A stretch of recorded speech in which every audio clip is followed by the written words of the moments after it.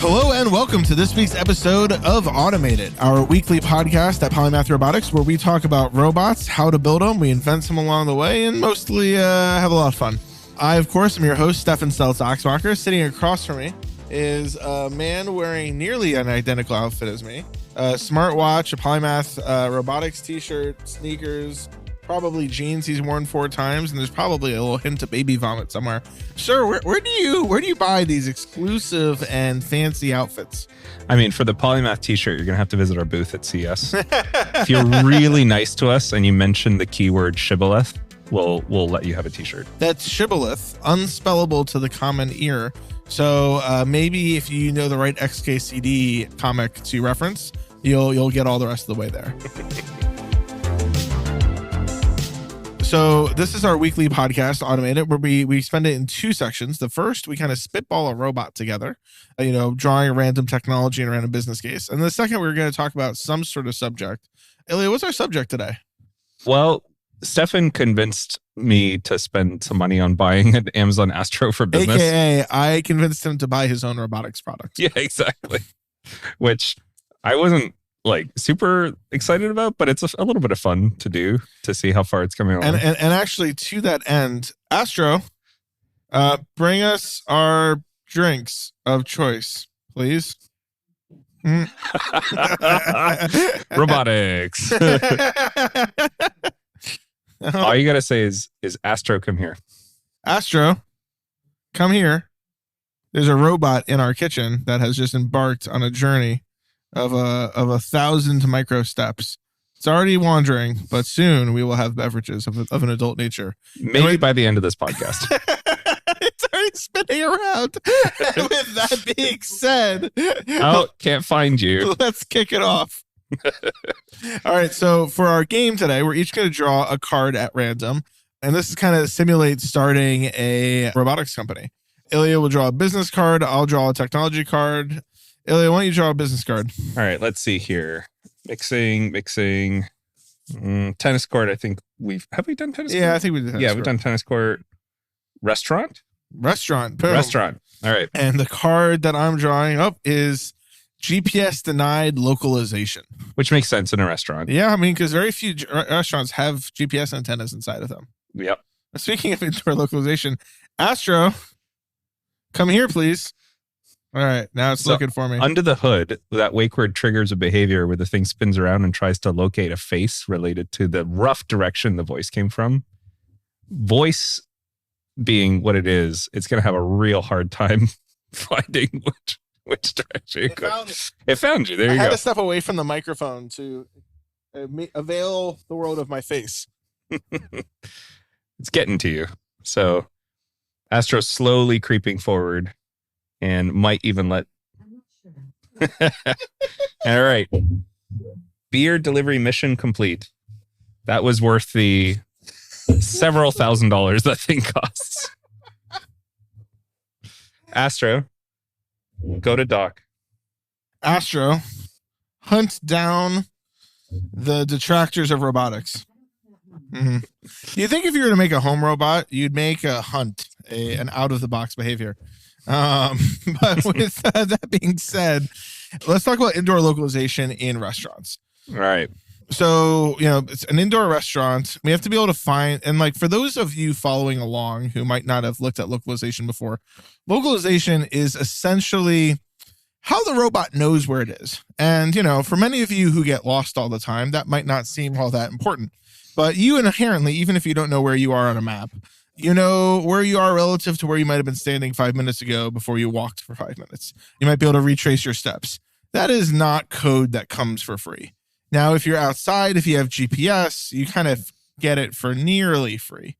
But indoor localization or GPS denied localization requires a whole bunch of different technologies to figure out where you are versus where you used to be, and kind of the ability to retrace your steps as an input to your controls models of, are you going as fast as you think you are? Are you going as straight as you think you are? So on and so forth. Yeah, and even just to localize when you use the wake word to bring the robot over to figure out where here is relative to where it was. Yep. You need some localization system. So when it comes to restaurants, I mean, I There are an annoying number of unsuccessful robotic restaurant products. The funny thing is for a long time, I think still that's one of the default nav examples that you can spin up. It's like Turtlebot Cafe. Is you can spin up a bunch of Turtlebots in sim or in reality to navigate around a little cafe and bring trays of stuff. Yeah. I don't go to a lot of restaurants where they have trays. Yeah. Like not since middle school. But I mean, even, forget trays to like plates of things. Well, but like the tray carrying robot is a common one. Yeah. And anytime I've ever seen those robots deployed, it feels a lot like they're wedging in. Like there's robots for robots' sake rather than robots because they're economically and viable. There's robots to like return dirty plates and stuff. I've only ever seen those in restaurants when they're not currently moving. Like the chain of Indian burrito places in the Bay Area called Curry Up Now has one in their Valencia Street location. I have yet to see it move. It never moves. Yeah. It's more decoration. So we need something more interesting than trays or dirty dish return. Yeah. I mean, or even food delivery. I think Google's effort, I think it was Everyday Robots. Was that what it's called? They had an idea to build a small base, a round base with an arm on it and some perception. Oh, you call out round base because the Astro ran over my foot earlier because of its non-round base. I was struck by a robot today, listeners. And I did survive. At the blistering speed of maybe a quarter of a meter per second. And a total weight of maybe 4 pounds. Yeah, exactly. So we're not sure if Stefan will recover. Amazon, watch out for the lawsuit incoming. For the next week. Yep. Just to make sure I'm back to full health. Which is different than last week. Or the week before that. Or really any week since grade 12 PE class. I'm speaking for myself here too, to be obvious. He's not just bullying me. I think that is a core part of a CTO's job. So if tray delivery is out, if dirty dish delivery is out, all right. So actually, here's what I think it should be. I spent a year doing a study abroad and an internship abroad in Singapore, where you have these kind of massive malls all over the place. Now the malls have food courts, they have regular restaurants, they have lots of different shops. They're big and windy and massive. Now, like, if you work in a mall, lunch is kind of a sacred and rare thing. So why not have delivery robots in these underground GPS-denied malls to go from different restaurants to, Abercrombie and Fitch or what have you? So your total market size is... There's a lot of malls in Singapore and Malaysia. Yeah, but like underpaid retail workers is your target audience. Especially in a country with no minimum wage. Yeah, in a country with no minimum wage. Yep. In a very tight claustrophobic environment. Lunch might be like, 3 Sing, so maybe $2.50. Yeah. Like, you can charge a really healthy 25 Singapore cents for that delivery. Per delivery. And you're competing against, again, no minimum wage. But it's going to be great. It's going to be great. Yeah.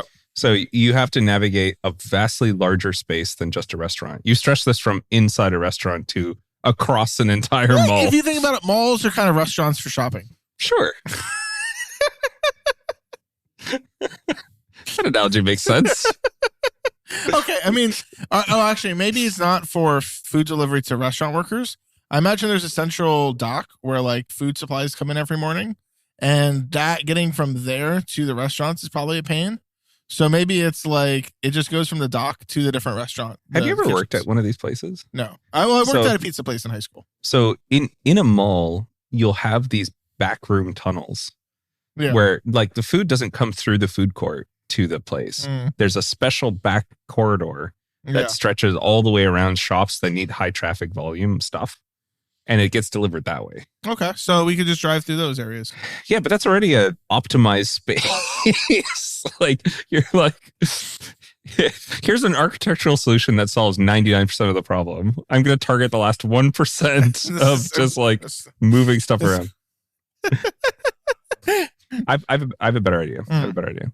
You're at a restaurant and the main problem is always like, your server comes up and they're like, are you ready to order? And your party's just been chatting for 20 minutes. Yeah. And you all realize like, oh, we're not. We're going to stare at our menus for another 10 minutes. Yep. So some restaurants try to get around that by putting like a little digital thing on your table to get rid of the awkwardness of flagging down a person. Mm-hmm. Get rid of the awkwardness entirely by just having a robot come and bother you when it's time to order. Or actually better than that, I have a real use case. All right. Water refills. Mm-hmm. Because you don't with a high pressure hose. Yep. Water refills with a high pressure hose. Yep. Because like busboys are really expensive. Direct to mouth. And like running plumbing to every table is kind of onerous. Is stupid. Yeah. So basically a water cart Yes. that drives around and refills people's water. And can also use the water to mop the floors. Boom. And hopefully the water tubs are not mixed. Don't worry about it. Water's water. It's all, It's all coming from the same corroded city pipes. As a scuba dive instructor I once had said, it all goes back to the world toilet. So we have essentially a water carrying robot. A water cooler. It's a mobile water cooler with probably an arm, because you need an arm. Yeah. It makes all problems easier. Yep. It's a water cooler, like you put it on a skateboard base. You need enough clearance to go over like napkins. What do you mean by skateboard? Flooring. Like a flat base with an electric battery in it and a couple wheels. So still round though, right? Highly recommend round. I think the people in the restaurants are going to be less appreciative of the robot running over their feet than I was earlier today. Yeah. Though again, it has ruined my ultramarathon career irrevocably. I will sue the CEO of the company that put this in my office. Definitely diff drive robot. Yeah.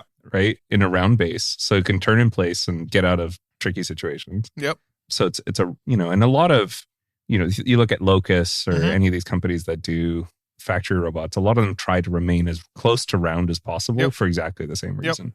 Needs a perception system to localize indoors. Yep. But like, honestly, outside of feet, tables, and chairs, like you could do scan matching of the floor. There's an even easier trick. So this is one of those classic interview questions that we give. Yep. Is how do you localize an environment where there's a lot of chaos? There's a lot of stuff moving around. So imagine you're at the robot height, and robots tend to be shorter than people. I mean, so they don't need a lot of vegetables. Sorry? They don't need a lot of vegetables. Exactly. Yeah. That's right. Not a lot of iron. So imagine seeing the world from the perspective of a 2-year-old with a bunch of people moving around in chaos. Yep. The easiest thing actually to do, which a lot of robot vacuum cleaner companies do, is they point a camera at the ceiling. Yep. Because you can always almost certainly guarantee that the area above you is clear. Yep. And you can scan match against the ceiling. Yep. The ceiling Especially if it has those those beautiful ceiling tiles. It can be garbage. Patterns. Doesn't matter. Yep. It can be garbage, but like even a fairly featureless ceiling will still have lighting fixtures that aren't quite the same position. Yep. Or pipes or so we use the ceiling to localize. Yep. Drive around, and an interesting feature would be if you don't ever hit a button, you just kind of touch the robot and slow it down. And if you keep your hand on it for long enough, it assumes you want water, and then it presents its spouts to you. If you keep your hand on it even longer, it starts to make other assumptions, but that's a different robot. Jeez. Apparently there are kids that listen to this show, so hopefully they're too dumb to get that reference. So robot drive, you kind of put your hand on it and it stops. It turns towards the table with its spouts, and then you just put your cup in to fill yourself up. There you go. I mean, you could solve that with a robot arm. Yeah. Or you could solve the it robot with arm would have to look at the table exactly full of junk. Exactly. And then figure out where the cups are. Yeah. What is a cup? Yeah. Fundamentally, what is a cup? I mean, you could engineer around this by having special cups. Yep. Actually, this is how you make this business. Restaurants love their flatware and cup decisions being made by dictated by robot companies. Yeah. This is how you make this business VC attractive. Uh-huh. You make the cups the robot's free. Yeah. Each cup is $4. Exactly. And highly breakable. Exactly. They're made out of paper thin glass. That as soon as you breathe on them wrong, they immediately shatter. Listen, you save a lot on labor. You do get a lot of liability. These people's like just whole fingers just come right off. It's just glass shards everywhere. Yeah, it leads in to a certain ambiance. You could do all that. Or the easier thing would be that the robot is basically like one of those automated drinking fountains where it drives up to your table and you touch the robot to slow it down. It drives over and then you just put your cup under a spout. Yeah. And it autofills the cup and then you take it out. Instead of the robot arm. I know I'm agreeing. I started pitching the spout over the arm. I'm agreeing with you. Yeah. I'm agreeing now with you. Now we gotta make it do the same thing with wine. Well, it's like, you know what it is, actually. You're right. No, actually you're right. We're thinking too small. It can't be just water. It has to be a whole roving like bar dispensary system with spritz and juice and Coke and whatever. Because that system is very well understood. Like having a multi-dispenser head is a very well understood system. I mean, what's hard about this is if it's a fountain drink, those are usually free refills. So why buy a thing to add more cost? Well, don't make them free. If it's alcohol and people are refilling themselves without a server being involved, then, you have a bunch of drunks in your restaurant. Machine learn it. You can machine learn how drunk somebody is. I'm sure it's fine.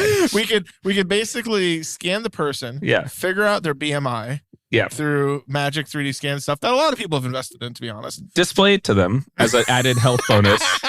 And say, you may have 18 drinks because, listen, you've had a couple of, you've spent a lot of time at the restaurant. As this spreads out, instead of the 3 kids in a trench coat to get into a movie, there's going to be people who are going to be pulling pillows in their jackets to be heavier than they actually are, just so they can get more drinks without being cut off by the robot bartender. So if you're in the legal space of getting restaurants licensed for alcohol, start to think about licensing robots for alcohol. Yeah, robot bartenders. I mean, like what you could actually do though, as like no joke, there's probably things that you can tell with cameras of like someone might be close to being overserved, and then trigger them being cut off.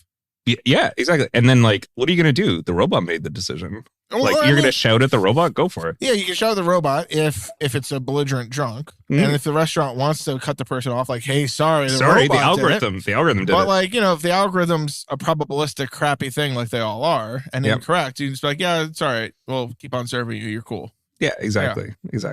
I mean, you could probably detect drunkenness pretty reasonably just from color data. I don't know if that's a good direction to be going. No. Like if you look, so there's something. Ted Cruz. Ted Cruz. No, I don't mean that. I mean there's motion and color amplification. You can do video processing for cameras. What's that mean? Like changing skin tone? Yeah, exactly. Which just using normal camera data, you can do a bunch of math tricks on it where you can see somebody's heartbeat just from a video on their face. So you can detect blood pressure, you can detect heart rate, you can detect temperature, you can detect all these flush response, all these things that indicate inebriation indirectly. And then you could, just from camera data, and you can get pretty close to a reasonably believable model of inebriation score. Just from that. And the same cameras you could use to localize and navigate. Which means the actual business for this, like you don't have to actually have it distribute drinks because that would make it a lot bigger and bulkier. But if it just does water and it cuts people off, you could almost fund it through insurance. Yeah. I think we got close to a real business. A real business. I think you could actually, as much as I was trying not to. There's I just got this advertised to me the other day. There's a home like robot bartender that uses pods similar to coffee pods. Have that system. You could store. So I looked 50 at that, of those pods. I looked at that system. Yeah. Because I talked to a partner of theirs. Each one of those pods is like $8. Oh, I'm sure of it. Yeah. I don't think there's not a lot of margin for the restaurant to make off of those drinks unless it's charging like $40 a cocktail. Now, there's some places in San Francisco that never happens that are experimenting with that type of pricing. Yeah, I'm sure that would never happen in New York or San Francisco or LA. Oh, geez. We're going to live. I think in our lifetime, there's going to be $100 mixed drinks. I'm sure of it. Yeah. Yeah. So the robot busboy. The robot water carrier. Busbot 3000. Functionally, we just need like a ClearPath or somebody's base. I don't think ClearPath makes. Nah, I would go for like, again, one of these Locust bases. Yeah. Like, there's that's a probably couple a better of companies bet. who make these sorts of bases, but yeah, we need one of these bases. We need a water cooler. Yeah. We need some cameras and we need some stuff for indoor localization. Yeah. Maybe this is a $15,000 robot. Yeah. Yeah, you could get away with this pretty easily. Huh. Yeah, I'd say 4 or 5 cameras. Don't have to be particularly high resolution. I have no idea how much insurance for people getting too drunk is. I think you're probably not saving any labor cost because like busboys also pick up dirty plates and they like do other stuff. And so here's what you do. Yeah. Here's what you do. Last comment on this is the robot tracks. It has a tray for you to put your dirty dishes back on. And every time you do that, you save $1 on your next drink or something like that, right? Like make some incentive like that. That would work in like a lower brow place, but honestly, that might be a place where robots make sense. I don't know. It could work at a highbrow place. Why not? There's a robot coming to your table serving you alcohol, like, and then it asks you politely to put the trays back. And here's a bonus. The really nice places like have the guy come out with a weird switchblade who like swipes off the crumbs No, okay, not that nice. Okay. I'm talking like better than bargain basement, worse than like a 5-star restaurant. TGI Fridays. Yeah, sure. Yeah. Sure. Exactly. I don't think it costs $1 a plate to clear when you hire a busboy. So I think ultimately you won't be saving labor costs, like maybe theoretically with water, but you might be saving insurance money. To make all your drinks $1 more expensive. Boom. Or make them $1 more expensive and don't buy a robot. Yeah. And with that being said, the BusSpot 3000 coming to a TGI Fridays near you. Our main topic today, we got a robot roving around here. Hey, Astro, go to the lounge. There it goes. A robot has sprung into action. I know this is very exciting over audio where you can hear or see none of this. Well, I think there's some noises. Maybe people can hear noises. Sure. From the robot. Sure. Odd rumblings. So we got this robot because Ilia worked on the Astro program. We're going to be careful about Ilia not saying too many things that he's not supposed to say in public about a group that he used to work for. How would you describe the size of the Astro program? Large. Like how much clarity, how much detail are you willing to go into?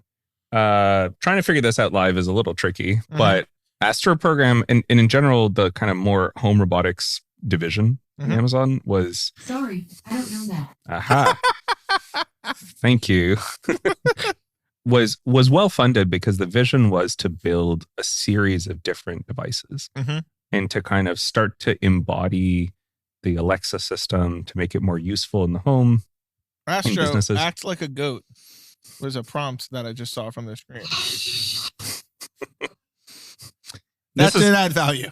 That added business value to us. Yeah. So the reason we got this is it recently became available for businesses. And I was curious how much of the home-based stuff has carried over into the business-based stuff. And it seems like the answer is all of it. So very useful for a business for kids games to be. About a year, maybe a year and a half ago, you could sign up to be on pre-order for the Astro. A year ago, I started noticing ads for it in Facebook Marketplace. If I click, was created in 1896. I'd see ads for it in Facebook Marketplace. I'd click on these ads and it'd say, "Sorry, that's not available." Yep. Which seems like a great example of one hand knowing the other. But I mean, I think it would be fair to say that the Astro program has been funded comparably to some of the larger robotaxi programs, but not as much as, say, Waymo or Cruise. Yeah, that's a decent range. We're having the Alexa problem where every time we talk about the product, we trigger a device who seems just as confused as your smart speaker just was when I said that name. So I'm going to start avoiding saying the name of it so this robot doesn't freak out. So this is a pretty large program, hundreds of people, significant numbers of dollars put into it. It commercially launched as a consumer product, and then kind of no one ever heard of it. About 2 years ago. Yeah. And I'd say part of my motivation for us buying this robot is, when investors and partners and whoever come by the office, it'd be nice to show them, here's a robot that a well-known good company built that Ilia worked on and had a key role in. And watch it drive into this glass wall. A key roll in, but yeah. What's that? I said I hope I had a key roll in it, but yeah. I said you had a key roll. No. Yeah, okay. I'm just. There was a lot of people working on that. I think I was a small cog in a big machine. And you're Canadian, and everyone else is so good, and you're just here, and hopefully you help out sometimes. Anyway, so we got it delivered to us this morning. It spent some time mapping out our office by smacking into a glass door repeatedly. Several times. This is something that I was very well aware of when we were developing the product, and it's one of those fundamentally very difficult to solve problems. Yeah. So it's another one of those interview questions. I think we've talked about the glass wall problem in another podcast. Yeah, I'm sure we have. A quick refresher is, imagine you're building a robot for something like a shopping mall, like these companies that do security robots for shopping malls or cleaning robots. If you actually look at a bunch of stores, a lot of them, like Apple stores, will use these giant glass front entrances. Yeah. And as a human, you can sort of barely see the glass and you can make the mental leap that you shouldn't try to walk through it. I mean, I still try. Yeah, yeah, exactly. To note, people still smash into glass doors all the time. And glass all the time, constantly, right? Are you saying robots are dumber than people? Much. much. So much more. Another fun detail of the Astro is you'll notice it has eyes, and it tries to do this kind of look around and try to communicate what it's trying to do with its head. A lot of that, again, came out of Disney research, and other groups have done this studies that the more personified your robot seems and the more childlike, the more forgiving people are of its limitations. AKA the less good your robot has to be. Exactly. Making the robot look confused when it's confused makes people more forgiving than just making it look stoic when it's confused. Because if people assume it knows what it's doing. So we had the robot drive around to map out the space earlier. We laughed at it as it, smacked into the glass wall. Smacked into some things. About 45 minutes, about an hour and a half ago, I was working on something, and the Astro comes up to the side of my desk. A periscope comes out the top of it and starts shining a bright light on me. And I hear giggling from the other side of the office where Ilia and Navina on our team are having a one-on-one primarily to harass me with robots. So I decided after that I should be able to harass people with a robot as well. And I tried to connect myself to the Astro. Now, while I was trying to connect myself to the Astro, it was trying to move from one part of the office to another. And I went into I tried going into the app. Now, I just actually set up some Alexa devices. So I figured I'd sign into, this using my Amazon ID. Nope, no Astros available because we all have to share the same ID.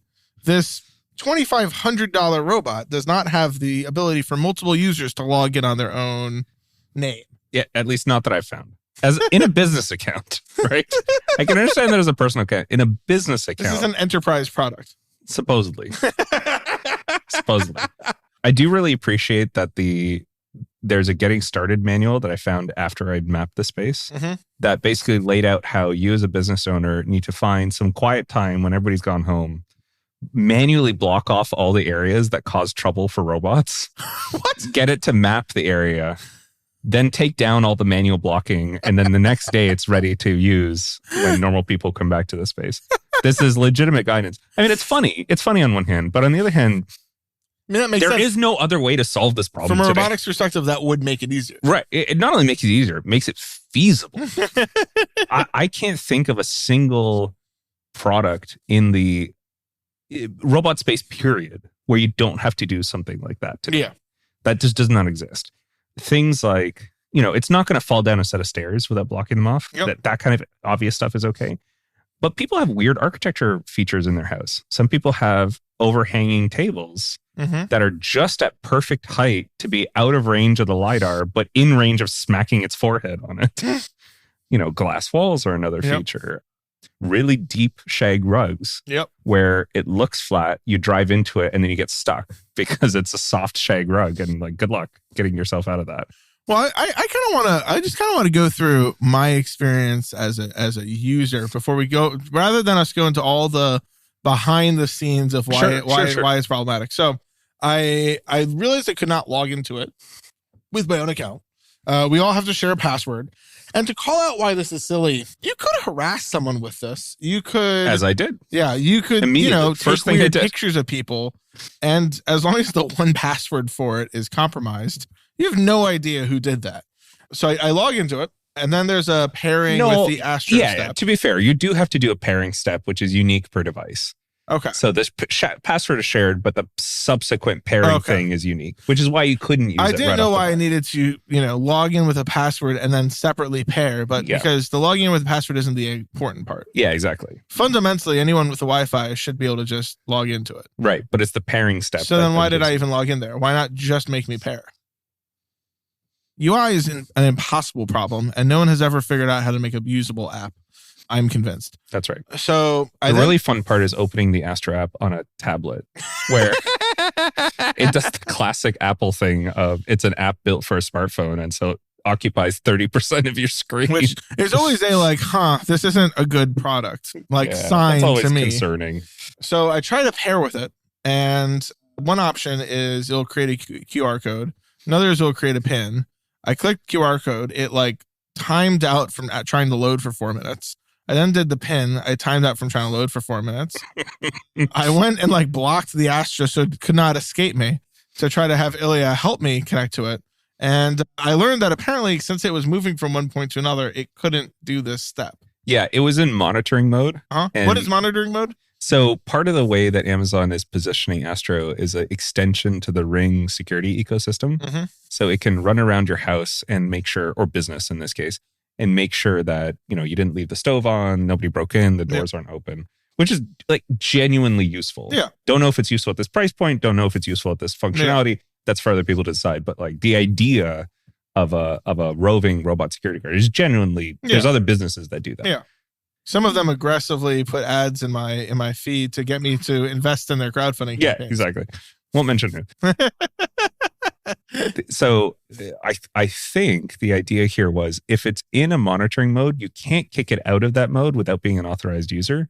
Because otherwise, if it's patrolling your business and somebody breaks in and then just like kick it out of monitoring mode, you're done. But couldn't you just, you know, have it take a picture of whoever it's monitoring? That's what it does. Exactly. No, but I mean, like, I was standing in front of it. Like, scanning a QR code on it means that I'm in range of its cameras. Right.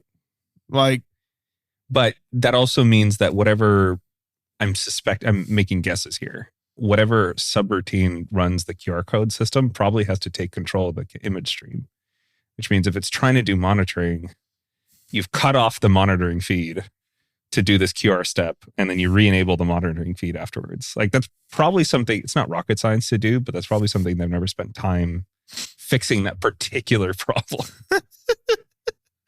So eventually it went back to its dock. We had to kick it out of monitoring mode. Which a little bit of a UI fail there because it wasn't obvious that you couldn't do these things. Listen, UIs are impossible to build. Yeah, it was a really great experience when you swipe down from the top of the screen and there's a bunch of buttons for settings, and you click settings and nothing happens. Which I only learned afterwards is the default behavior in monitoring mode, which again makes sense, but at least you should have a pop-up saying leave monitoring mode to change settings. Or have authorized user turn off monitoring mode to modify settings. Exactly. But like the technology does not exist to have those windows pop up. To have pop-ups. No, absolutely not. Like we didn't figure that out in the 90s. No. So we finally got out of monitoring mode. I was able to pair with it. And it will, like, it gives you some amount of teleop where you can kind of tilt it one direction or the other. But like a weird thing for me was like I put my finger on the rightmost edge of the screen and drag towards the middle, which I would expect to have the vehicle move to the left.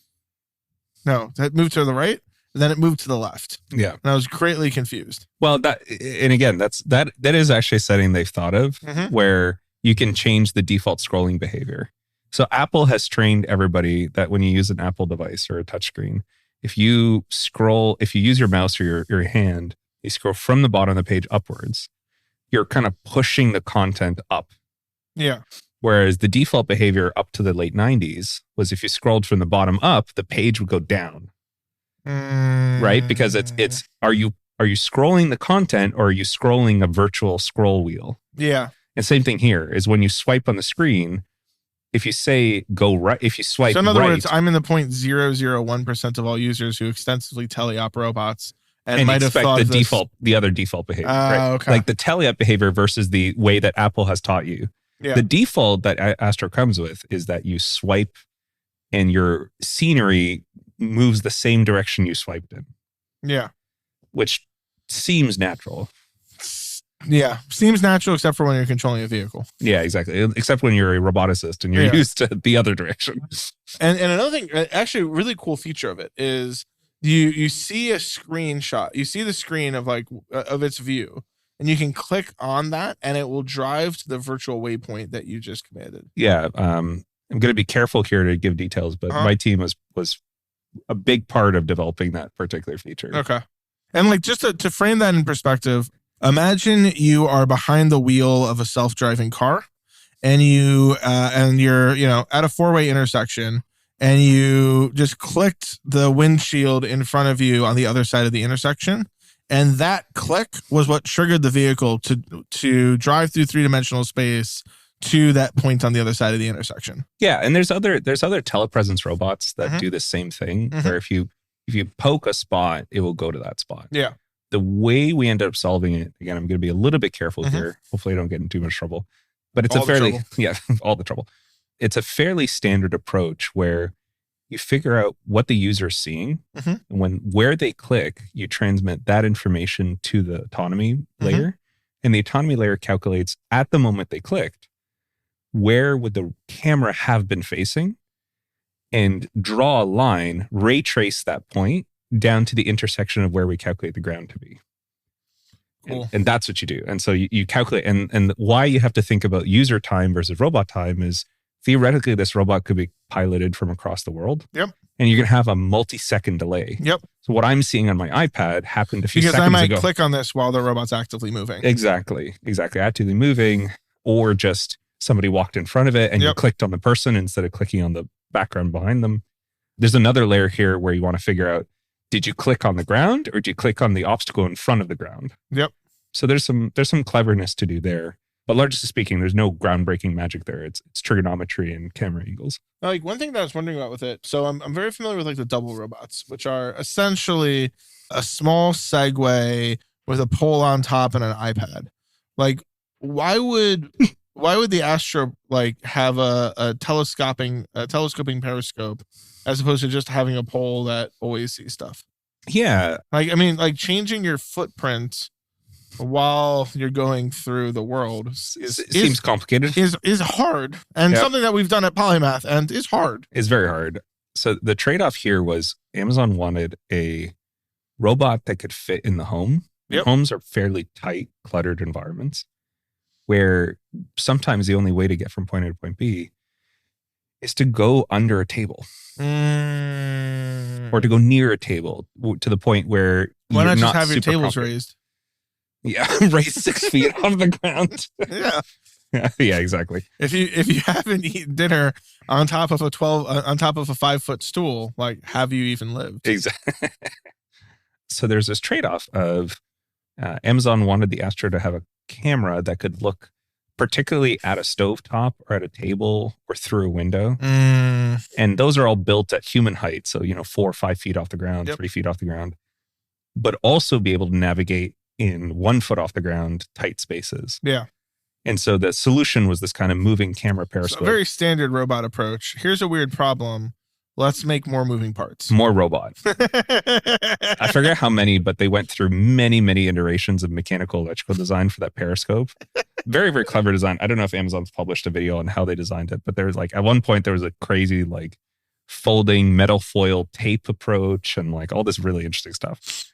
But the robotics challenge with it ends up being when the periscope's up, you shouldn't really drive around with it because you can smash it into the sides of tables and things like that, which would damage it. But the other one is because it's such a small robot, inertia starts to play a big role. So if the periscope's way up and you're driving There's a lot forward, of weight that's off center, right? And somebody jumps in front of you and you have to come to a sudden stop, you can tip over. even at whatever it is, half a mile an hour. Yeah, even at half a mile an hour, because the design of the Astro, if you look at it, has these really big wheels right at the front, which there's a lot of mechanical and industrial design reasons for that. So if it's driving forward, there's not actually much keeping it from tipping over forwards, except the weight of the back. So if you have this periscope way up, if you brake suddenly, the periscope will swing forward and tip you over. So there's a lot of trade-offs in the design here. So far, there's a handful of skills it has. Hey, Astro, come here. I don't know if it heard me. I don't know where it is. Might be asleep. So it can do some dance party things. I can use it to harass the engineers when I'm working from home. And I had it go to someone's desk earlier, raise the periscope, shine the flashlight on them, and demanded that they code faster. And which is super effective. As far as I know, they didn't code slower, so I'm going to chalk that up as a win. The engineer immediately turned around and pressed the mute button on the Astro. Something he wished he always could do with me. I'm really looking forward to the day where we're all in the office and Stefan's working remotely for whatever reason. And he drives over right at desk and I just press the mute button. A new high will be reached in co-founder relations. Little does he know that won't stop me from talking. So we had it bring us drinks. Now it's important to note we had to load the drinks into it first for this highly valuable robot trick. That'll be solved in version 2. 2.0. Yeah. What else can it do besides drive around and say if there's a person here? I mean, part of the reason why it was released, again, not an official representative. Don't take anything. My views are not the views of Amazon. All those disclaimers. Trade large numbers of Amazon shares based on what you're about to hear. Please, good God, don't do that. There's a lot of people you shouldn't mess with. Amazon shareholders are probably. We invite you now to securities fraud. Yeah, no, please don't. The original concept was basically Alexa on wheels, right? So how can you make the system embodied in such a way that it can do all sorts of different useful tasks? One of the other use cases is you can set alarms and it will passively track where people are in a space. Really? And yeah, absolutely. It takes some time to get that going, but you can. So we do a stand-up every day at 3:30. Right. Does that mean I can have it blare around the office, make obnoxious noise? Not only that, you can actually have it, once you train people's faces into it, you can actually tell it, go find Stefan and tell him that it's time for the stand-up. And it will do that. This robot's worth it. Yeah, exactly. Just for that value. But yeah, so this is one of those early forays into embodied kind of computing that will live in your house in different ways. Yeah. Who knows how successful it'll be? I get beyond my pay grade to make comments on that. And some of this you could also just make work if you had a bunch of Echo shows throughout your house with cameras on. Right. And that's always the comment is like, at this cost, why not just buy a bunch of Echo shows? Because I just got one for $10 as part of Black Friday. The difference is, and I do believe this value, you don't want to have a bunch of cameras in every room of your house. I mean, I have microphones in every room in my house. Microphones are slightly different. Cameras are a little creepy. And maybe being able to have a physical device that makes noise anytime it drives around. I fundamentally believe that no one wants to look through cameras of me in my house. So I just assume no one's watching. I've seen enough data breaches to not. Again, no comments on Amazon. That's not what I'm talking about. No I'm comment on a well-known IoT security camera company. Exactly. Yeah. I've seen enough data breach noise from other companies. That's a fair point. It makes me concerned. Yep. Not paranoid, but just a little concerned. So having a device that always makes noise when it drives around. It's not paranoia if they are literally always watching you. The government is in your house and you put them there. Yep. So you think it's cameras in your house without cameras in your house? It's cameras, and it's also, there's all sorts of nice features about the actual telepresence feature. Yeah. In user studies, again, back when I was at Amazon, people actually genuinely liked being able to drop in home and visit grandma or visit their dog or whatever, and actually follow the person around as they're doing stuff. My incredibly skittish dog would not appreciate that. I don't know. Different animals have different reactions to robots. Because they don't smell like anything. A lot of animals actually sort of ignore them. It is afraid of paper bags that blow in the wind. I don't think your dog might be a special case. A self-moving dog robot. Let's bring Ada to the office. We'll do a follow-up episode of Astro chasing my Ada perpetually around. Self-traumatizing dog. Yep. Yeah, just chase Ada around with Astro. What other skills do you think it's going to pick up soon? Or are there other... I guess my real question is, besides bringing drinks to me when I put drinks in it, are there physical things it can act on in the world that might be valuable? I think one of the things that... So to answer your question, slightly earlier question, one of the reasons it ended up being a limited release or like day one beta for Amazon is they're still trying to figure out what exactly to use this thing for. Yeah. And one of the ways that they did that, there's actually a little USB-C port in the back of the bay of the vehicle, which is powered. And there was this idea of, could you add extra accessories to it? Like a Nerf cannon. I mean, even a phone charger. Like you can actually plug in your phone and just have it charge while it follows you around. A $2,500 autonomous phone charger. Battery bank. Yeah, exactly.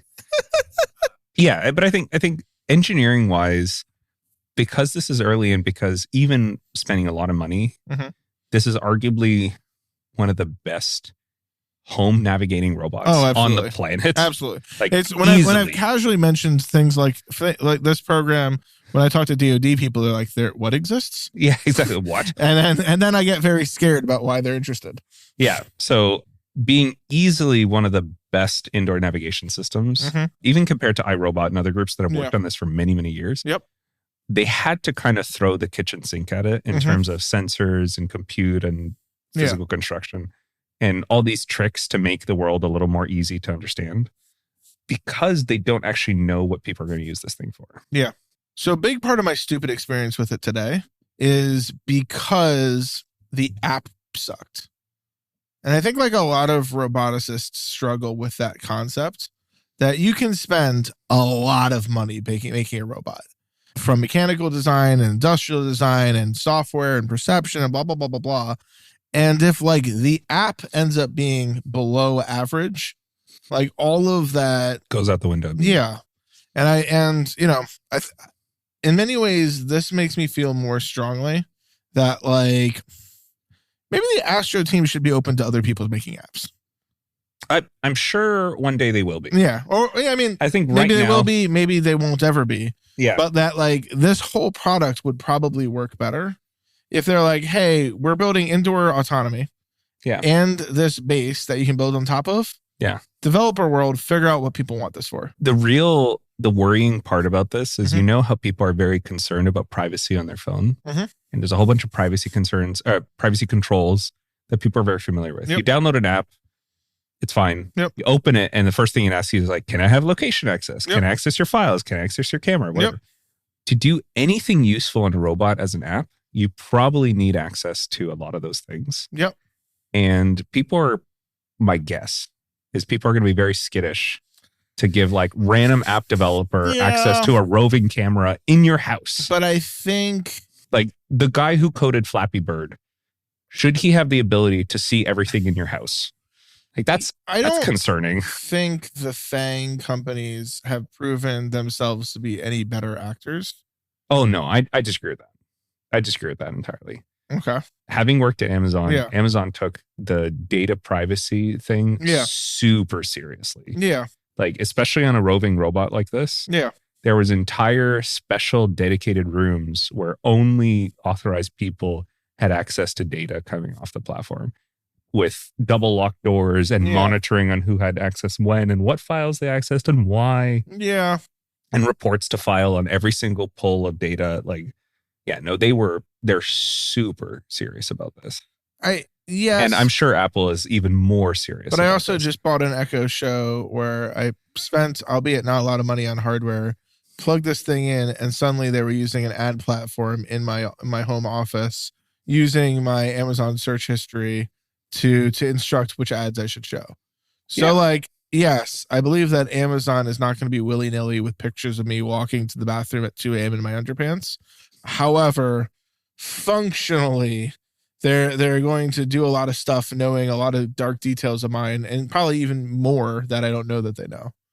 Yeah, but Is what I really mean by like, I think, but again, I think there's a difference between usually the way that well-run companies do this is that they have a firewall between the team that actually works with raw data, and you have to be very secured, very authorized to do that, and the team that works with aggregated and anonymized data.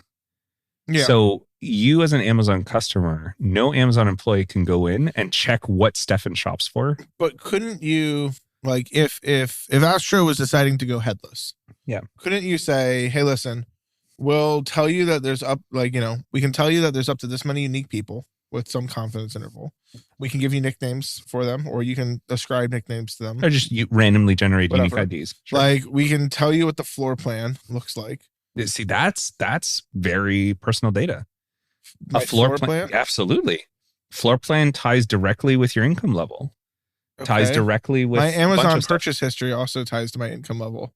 Yeah, and Amazon doesn't give your Amazon purchase history randomly.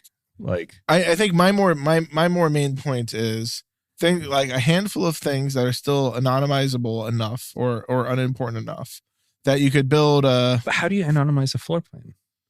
Floor plans are like, I mean, I'm not like expecting to be rated by SEAL Team 6. Like no, but just a random, like, actually, if you Google to make up a number, 30% of people, made up number, have moved into their homes in the last 10 years. Sure. Of those 30%, 65% of them, there was a listing for their house that had a floor plan on it. Yeah. But architectural floor plans are not the same thing as reality. So if you look at the floor plan that Astro generates, Yeah, there's a lot of weird blocks. Right. It actually shows things like you can kind of figure out, like, this is probably a sofa. This is probably a TV. This is probably a whatever. That's pretty personal, risky data to give out, because that means that whoever comes in doesn't just know the architectural layout. They know what your living room looks like. Yeah, I mean, this feels which way it's laid out. When everyone was having a little moral panic about privacy and social media 10 years ago, yeah, I was yeah, we're all going to get over it and let them mine all the stuff and we'll like it. And that was true. I'm pretty sure that would generally be true about people knowing, about fan companies knowing where my sofa is. I think and having photos of you on that sofa. No, not necessarily. Like the app developer doesn't need to necessarily have a photo of me on the sofa. To your point about anonymized data, just here's a abstracted floor plan of where sofas are and the walls are. Yeah, that seems like very much the type of data that if there was a valuable robot feature that, you know, could tie with my brand new fancy smart fridge to disperse a drink to me when I say that I need a new drink, and here's a better one. Here's yeah. a better one of this blurry line. Yep. What Astro also does is it can figure out over time where it's likely to find people. Yep. Having access to that level of data would be needed if you want your app developer to do like a fun children's game, hide and seek. Yeah. If you want to develop hide and seek, you need to know where people might or might not be. In my house? Yeah. Right. Why? Specifically in the space. Yeah. I guess I also don't see why that's weird. So you know where people might or might not be. You query that database and it returns the information that there's currently no people in the house. Super useful burglary data. Yeah. Incredibly useful. Yeah, but if you have cameras, you're fine. No, but if you know for sure as a remote app developer, there's currently nobody in the house. I think remote app developers rarely are down the block from the users of their app. But, you know, that app developer who developed the hide and seek game, who might not even be a bad actor, my hunch would doesn't secure their database very well. My hunch would be you get all the same things from the Ring database. Yeah, but Ring doesn't allow random third-party developers to use their data. This is why. Yeah. Right? Like that's why there's this, you know, my hunch would be that you get all of that from Wise, and Wise probably has a whole local aficionado from the People's Liberation Party looking at who comes and goes from my front door. maybe. And we can dive in, but like, again, the thing with what makes robots a little more worrisome than, and to give another anecdote, is the Astro has a silence button on it, and that will prevent the device from recording anything, from listening to anything. And we kept getting bug reports early on saying, I hit the silence button and then I told it to go back to the dock and it didn't move. Yep. And it sort of makes sense if you don't know anything about robotics. Yeah, but on the other hand, like, oh, it's now blinded. How is it supposed to get back to the dock? Because I think people might want it to silence it from talking to them, or silence it from me yelling at the engineers to mush. However, still want it to drive. Yeah, because people might hate the idea of a bunch of Google Home devices in their house listening to their conversations, and still find it really convenient that in my house, you can trigger a smart speaker anywhere you go and turn the speakers off, turn the lights off, turn the temperature up, do whatever. Yeah, but having a moving camera is another level higher risk, you know. So I think your view is it'd be hard for them to open it up for any app developer, specifically because it is intended to be in the home. Yeah, or business or whatever, you name it, right? Yeah. And we face these kind of privacy and security concerns as well at Polymath, where we're on industrial sites or agricultural sites where a lot of opposition would be very interested in the specific data that we collect. Yeah. So we have to take it quite seriously as well. But we don't have to talk to as many end users. Exactly. So we can just tie ourselves very deeply to some customers' ERP Exactly. system. Our anonymization scope of problem is much smaller. So we don't have to handle 10 million users. I think with that being said, looks like I finished my beverage. Hey, Astro, can you get me another drink? Here is a cocktail. A cocktail. It just tried to suggest a cocktail recipe. The funner one is to say... Funner? Yeah, funner. That's right. Is to say, I'm sorry, Dave, I can't do that. And on that note, what are we talking about next week? I think we're probably talking about some other robot topics. A likely bet. All right. Well, thank you all so much for joining us this week. We'll talk to you all soon. See you next time.